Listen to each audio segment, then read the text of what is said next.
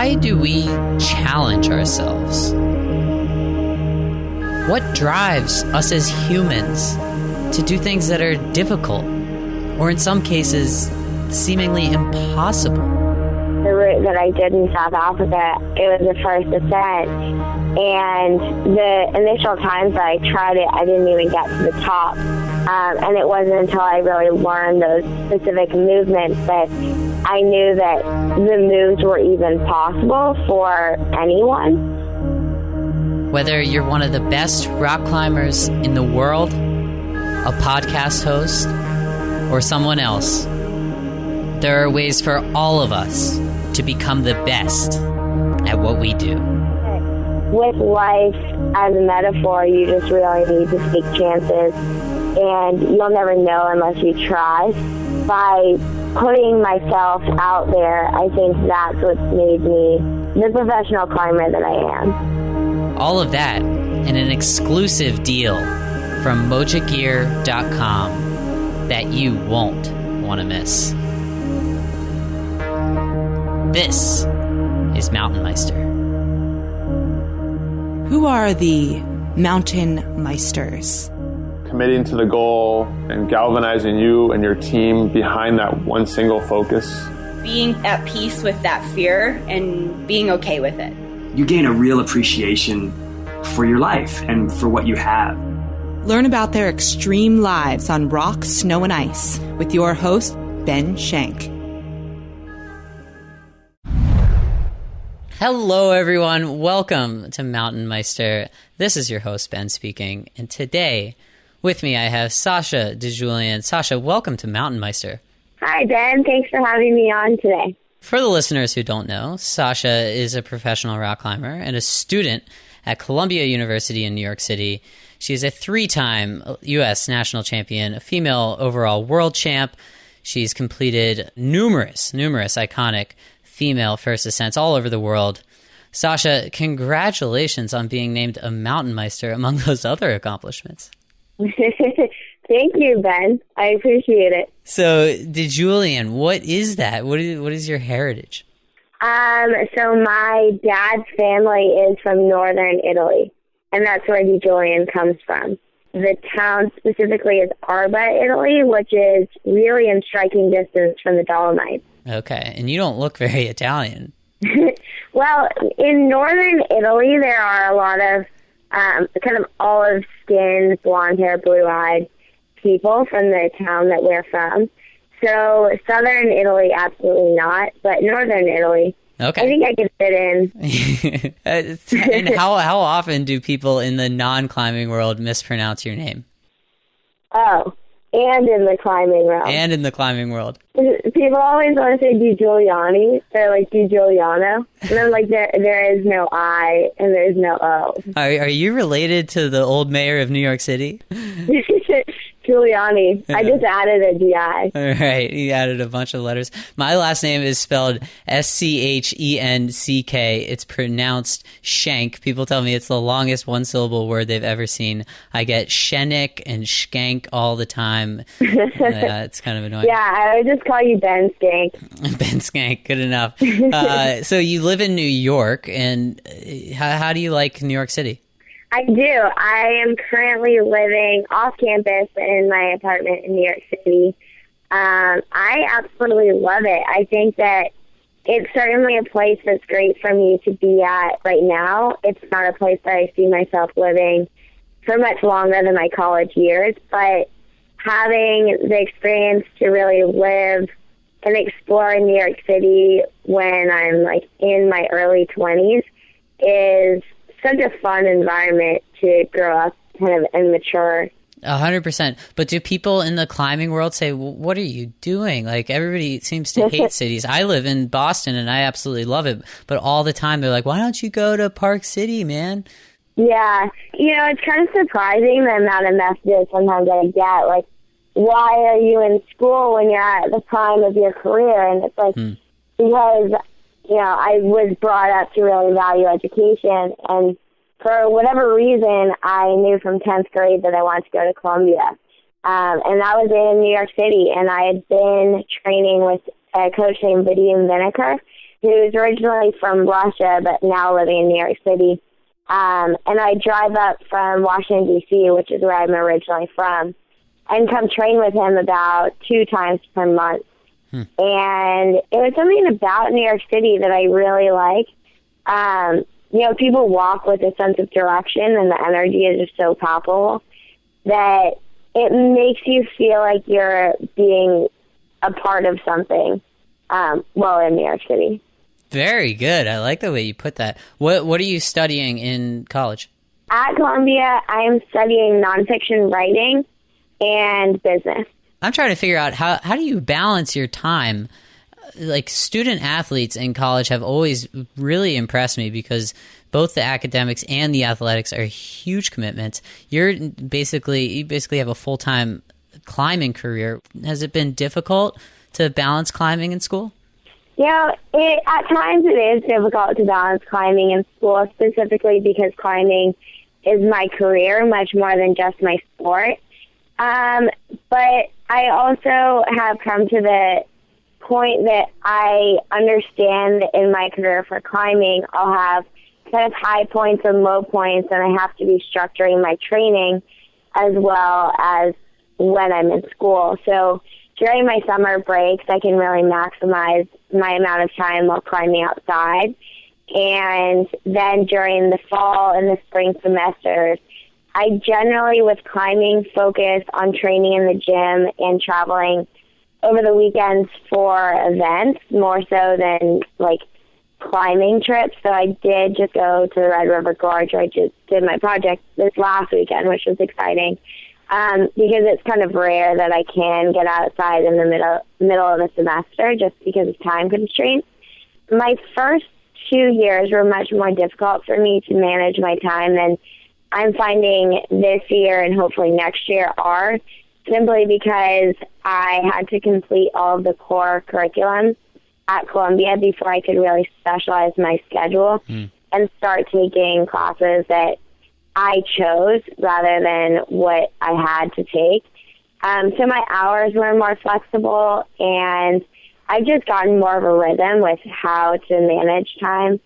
For example, writing lists on pieces of paper, like, this is what I have to do today, and then, like, putting at the top of the list the priorities, like if I have a paper due the next day, then do the paper before the reading, basic things like that, but then trying to figure out what hours I'm going to spend at the gym so that then when I get to the gym, I'm not thinking of what else I need to do because I've already allotted a specific time in my day to only be thinking about training, which is definitely something that helped me a lot, kind of zero in and focus in the moment. Yeah, lists are super underrated. I make a list every day, and I think just having it written down and then the satisfaction of crossing something off your list, wow, that's a good feeling. Yeah, especially, like, sometimes I'll write, like, the little tedious things, too, just so that then I can have that satisfaction of crossing them off. You want to hear the worst thing ever? When I do something that's not on my to-do list, I promise you this is 100% true.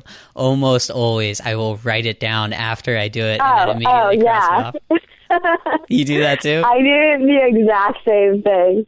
Like, take out laundry. Oh, wait, I didn't write that down, but I just did it. Right, exactly. Okay, I'm glad I'm not alone with this. But hearing you say this, and you said something there before about how, now it's getting a little bit easier because you have the opportunity to kind of select your own times for classes, whereas before it was much more restricted. And I made the comparison before with you and a student athlete, but if we think about it, you're actually at more of a disadvantage to student athletes because the school essentially has no incentive to help you as much as, like, you don't drive ticket sales or boosters to give them money. And I guess in return, they don't give you selective scheduling priority, or in UNC's case, fake grades and imaginary classes, which has been recently in the news. Yeah, I would say that not being a student athlete is kind of has its great aspects and it also has its negatives.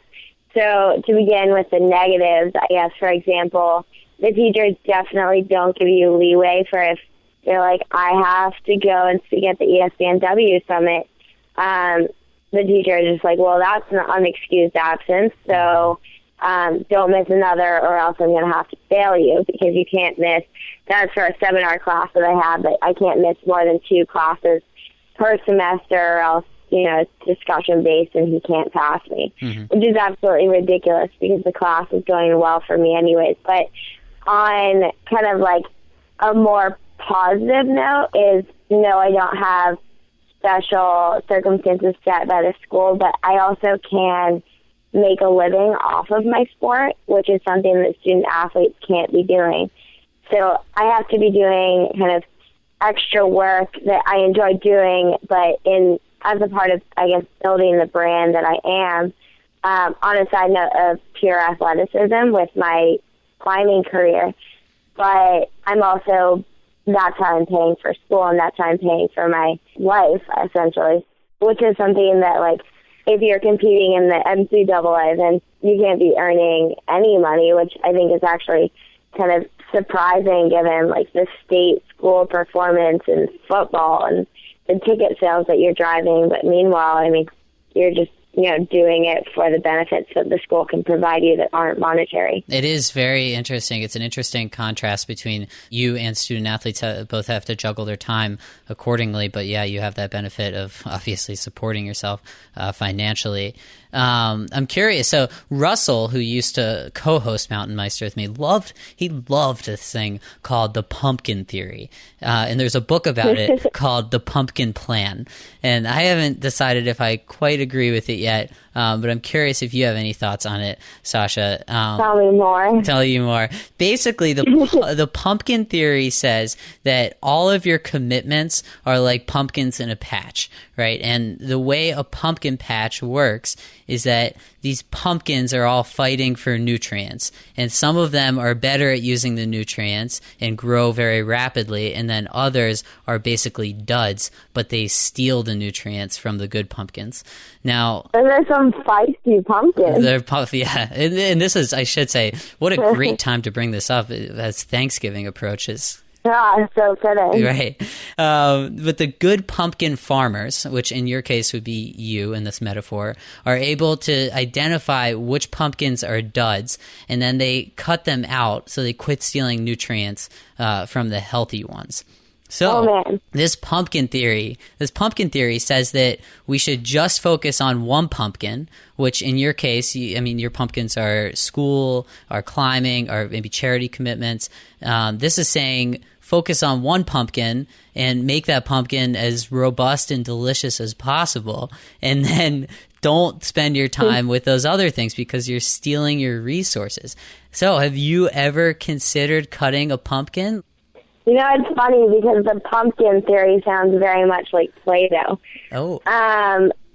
Specializing, or maybe it's Aristotle, specializing in one specific task, and then that's how you, essentially, if you're really specialized in being a merchant, then be that merchant. When I graduated from high school, which was in 2011, I took that year, I basically took a 14-month sabbatical from being in school, and I was able to travel to 28 different countries in the span of those 14 months and really just pursue competing and climbing outside and developing as my only pumpkin was climbing, which was really great, and I saw a lot of benefits in my career, and I really felt like my climbing alone took off. But at the same time, my passion was my sport, my community, my hobby, my job, all that I would fixate on during the day. That I think if you only have one thing that you're specializing on, then you're almost limiting yourself to all of this other great variety that life has to offer, which, for example, living in New York City and going to school, I'm developing my other side of me that maybe I wouldn't necessarily get from climbing. And I think ultimately my goal is to be able to bridge the two worlds and create something of my own from a more professional stance. But for now, I really like the variety in my life because I think that it's healthy, I think, to have ultra different stimuli to be motivated on and to be fixated by, so that you don't burn out. Absolutely. And I think, being open to all those opportunities, it allows you to experience things maybe that you would have never known. So you're much more open-minded that way. It definitely gives you breaths of fresh air. Like when I came back from climbing outside for basically May until beginning of September, when I came back from Sardinia, it was like, oh no, I'm confined back to this city. But then I start realizing, like, well, I missed all these people that I didn't get to see, and I also, like, enjoy being back in the classroom and thinking about something beyond, like, just my projects that's a rock climb. Speaking of the climbing, I'm curious, since you do have all these sponsors, and although you are the one that's climbing, it's definitely a team effort, and you get a lot of help from sponsors like Adidas and Red Bull. Do you get to choose where to climb, or is this more up to somebody else? Yeah, I have 100% power over where I climb, which is pretty cool because, for example, I was in Switzerland this August, and I had proposed as a film trip to go try this climb called the Gear Plus. And then the weather was just terrible when we were there. It was like week after week of rain, so we just said, okay, team, let's go to Sardinia. And then we just kind of uplifted all the suitcases and left. So I read at the beginning of the show that you've done a bunch of these first female ascents. Is that part of your decision-making criteria, to be the first to do something? What inspires me about doing first female ascents is that I think that it really opens the door for other women to be achieving progress in their own climbing, and by showing that a female can do a hard sport climb, it gives other women, I think, motivation at least to try their next level. And even if another female hasn't done the route and they've only been exposed to men trying something, that shouldn't be a limiting factor to go after your own set of goals, no matter who's done it or if anyone's done it before. But I think that I don't specifically set out to do, I want to do this route because no female has done it before. I think that it comes with the territory. Generally, I set out to do an aesthetically inspiring, hard route that's going to challenge me physically and mentally. And then just because of the new progression with climbing, that it's really coming out of this stage that men were leading women trifold in their physical prowess, to the point that I think that there's favoritism for gender and performance on different routes. For example, if it's more technical and endurance-oriented, maybe it is easier for women who specialize in that skill set. So I think that the more and more the sport grows, then obviously female achievements will align closer with male achievements. But for now, a lot of the hardest routes haven't been done by women before, simply because maybe not enough women have tried them. Yeah, good point there. So, I guess it's not, there may be a little bit of personal satisfaction. I guess that's where this question is going. Does it feel any different when you are the first one to do something, like compared to doing a route of equal difficulty? Does it feel any different when you're doing it for the first time? I think for me, it comes with how hard I had to try and what sort of mental barriers I had to overcome in order to do the route. In some situations, the route that I did in South Africa, it was the first ascent. And the initial times that I tried it, I didn't even get to the top because there was this crack section that I didn't know how to climb.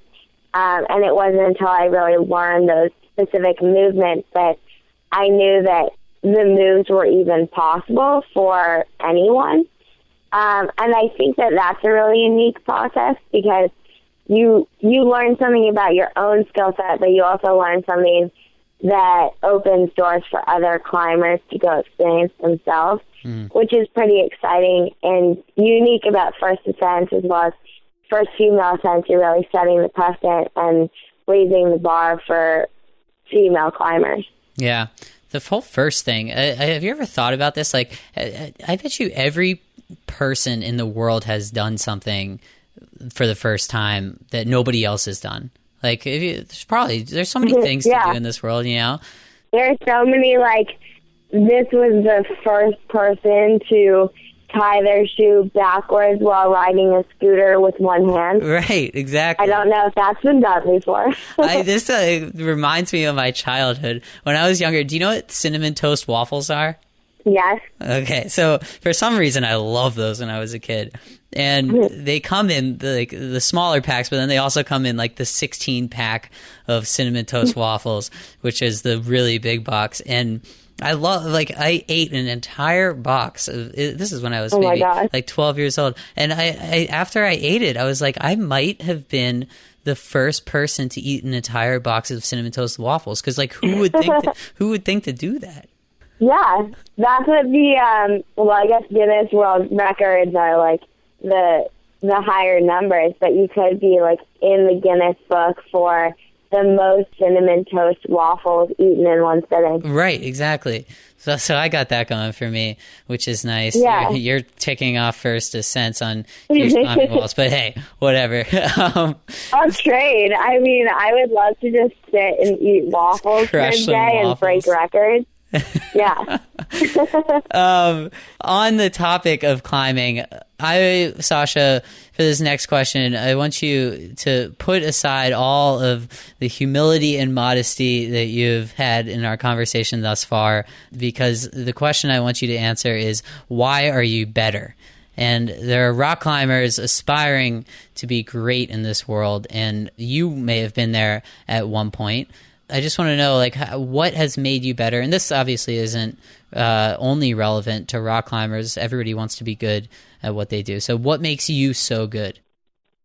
What makes me the professional climber that I am comes from the people that I've been surrounded by.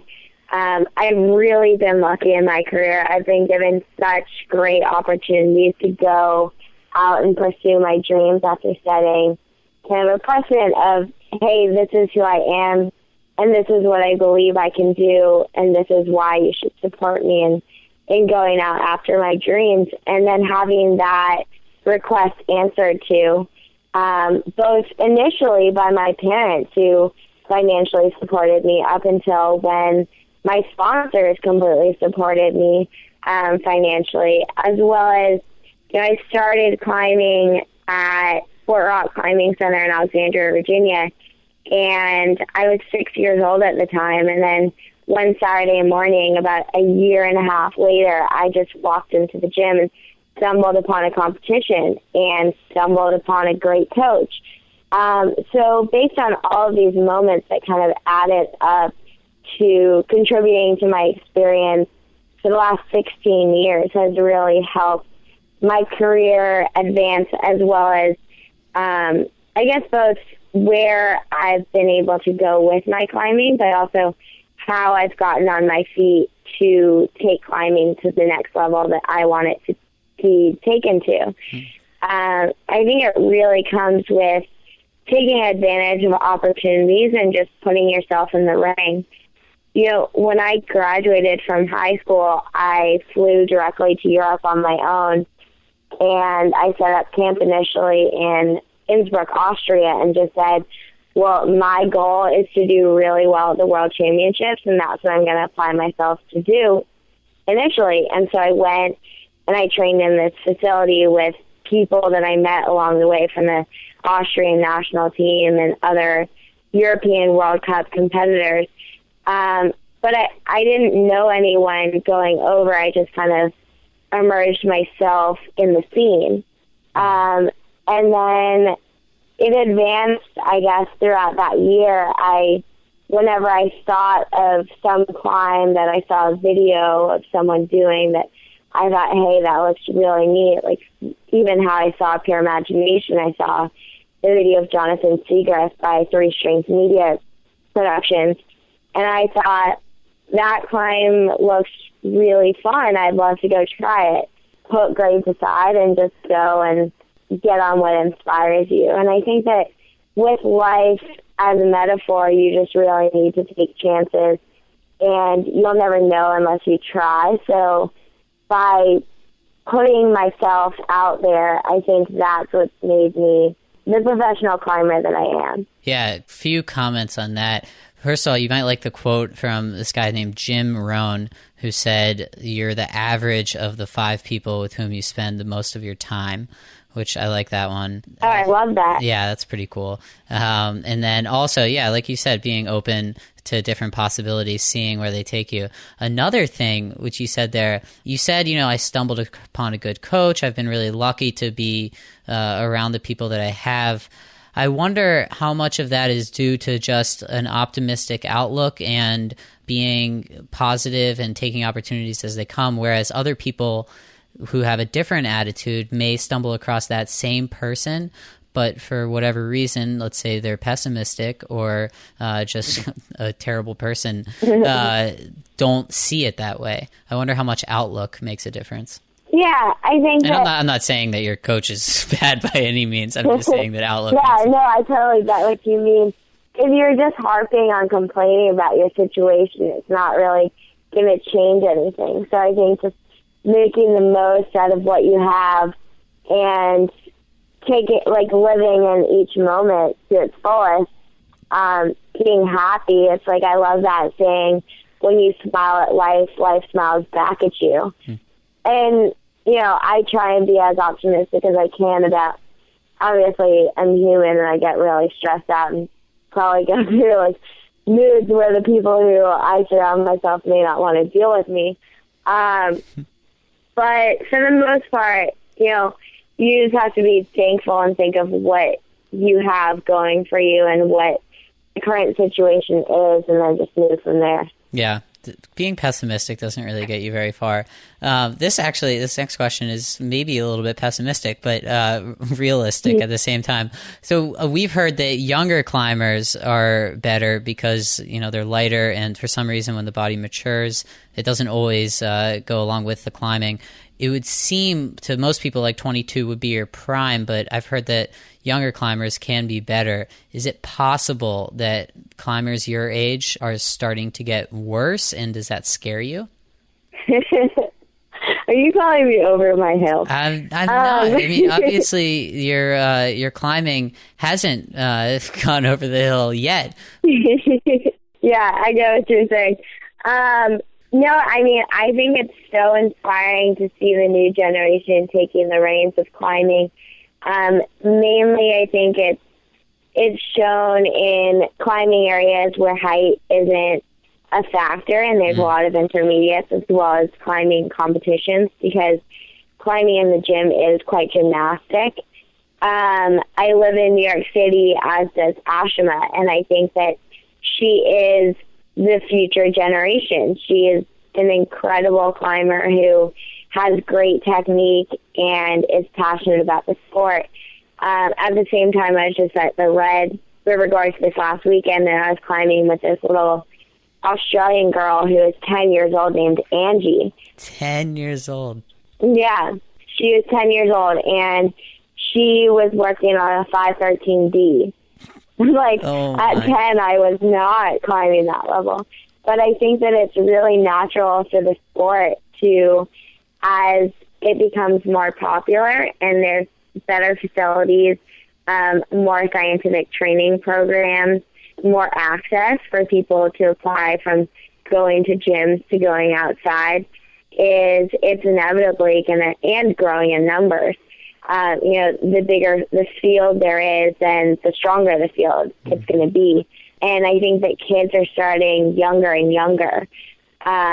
When I started climbing and I was young age, I was one of few really who was like going outside at age 8 and 9 and really applying myself to the physicality of the sport rather than just having it as my hobby.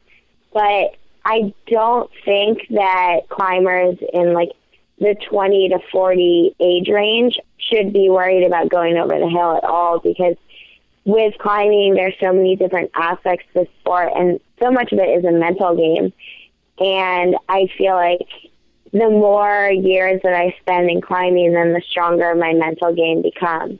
You also can start applying what you can do physically on the rock to other aspects of climbing, such as for me, now I'm really motivated by doing more big wall projects. And that's because I know the technical and physical skills that I use while sport climbing, and then I can start taking it to a bigger next level.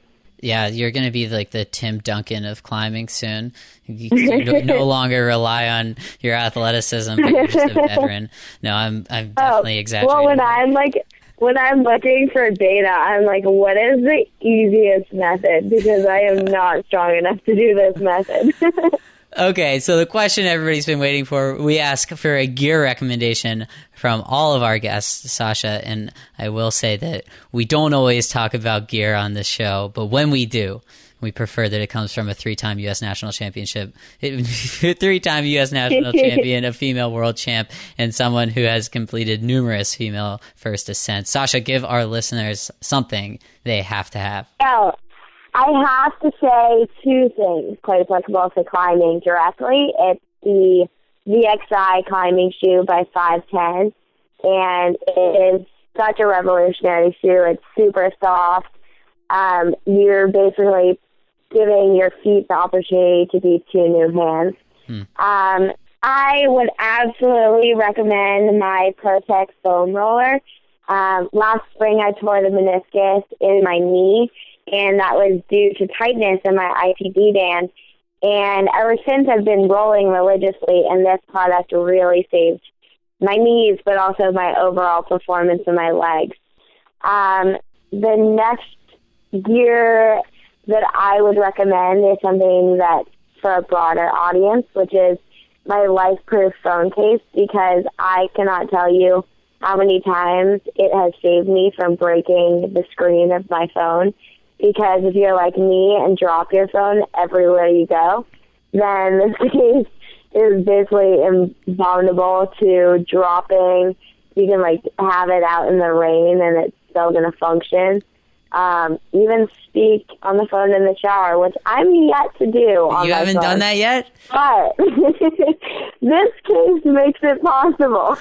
Well, if you need to ask me any questions about the interview tonight, you should definitely call me while you're in the shower. That sounds weird. Yeah, I'd be like, excuse me, audience, can we take this to the shower because I'm in the rush? Yeah, great. The Life-Proof case, the ProTech rollers, and the 510 shoes, all on Sasha's Meister profile page. And for our listeners, I have some fantastic news. MTNmeister has partnered up with Mojo Gear. And if you're a passionate climber and for some reason you haven't heard of Mojo Gear yet, get acquainted right now. What they are doing is transforming the experience that we have with online retail. You know that feeling of a mom and pop retail shop? That rhymed. Mojo Gear has that experience, that expertise, that personal feel that you can't find at a big box retailer or at a cookie cutter e-commerce platform. They integrate that experience into their website. Mojo Gear is offering the Meister fans an exclusive deal. Literally, you can only get this by being a Meister fan. First of all, we are giving you 15% off of everything in their store. Go look around, see if there's something you want, and take 15% off of it. That's how much it's going to cost. To get this, you need to enter the code Meister at checkout. And special for Sasha's interview, we've negotiated an extra discount on all 510 products, which is 19% off. My favorite number is 19. We got you 19% off of all 510 products using the code Meister510. That's Meister 510, MEISTER 510. If for some reason you forget these when you go to buy, you can find a summary of the deal on our website, MTNmeister.com, under the deals section. Moja, Moja Gear.com. Check it out. Okay, so to finish, Sasha, you have been fortunate enough to reach pretty much the top of your sport, and you've been able to meet a lot of other athletes who are at the tops of their sports, not necessarily in climbing. And although climbing is a very tight-knit community, there's probably a lot that you can learn from athletes at the tops of other sports. So I'm curious, what have you learned from those athletes? One very interesting topic that's come up in discussion with other athletes at the top of their game is this idea of flow, which is essentially that moment where everything clicks and you trust your body to do the motions and you're mentally fixated on what exactly you're doing in that very moment. And I think that a lot of athletes from different sports have that similar relation to flow that is so prevalent in climbing. And then on a separate note, but very similar, is just the idea of sports being so applicable to setting goals and learning the satisfaction that determination and hard work brings. I'm really interested in spreading this idea of living a healthy and active lifestyle because I think that it is the answer to the nation's epidemic, which is obesity, but also the correlation between academic augmentation and physical activity is just amazing. And providing sports as an outlet for kids to have a community and to really associate with other kids and learn the concept of play rather than maybe joining the local gang or occupying their time while playing video games is just so much more healthy for youth development. So I think that those are definitely two things that I've learned that I particularly share with other professional athletes. Sasha DiGiulian, wonderful having you on MTNmeister today. Thank you for joining us.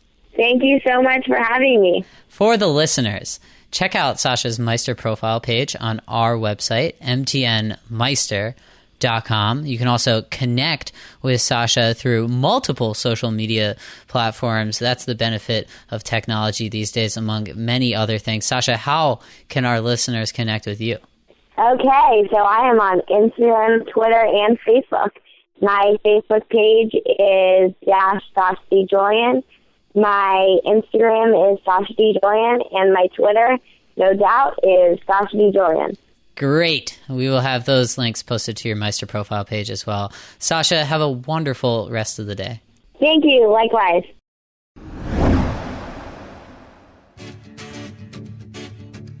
Hey, Meister fans. Thanks for tuning in to that episode with Sasha DiGiulian. Great to have her on the show, and that was a lot of fun. Don't forget to drop by Mojo Gear, Moja Gear.com. We got those sweet deals for you guys. 15% off of everything in the store using the code Meister at checkout. Also 19% off of all 510 products using the code Meister510. And just in case you don't remember every single thing we talk about in this podcast, we have all of it for your reference on our website, MTNmeister.com. Enjoy doing the rest of whatever you do when you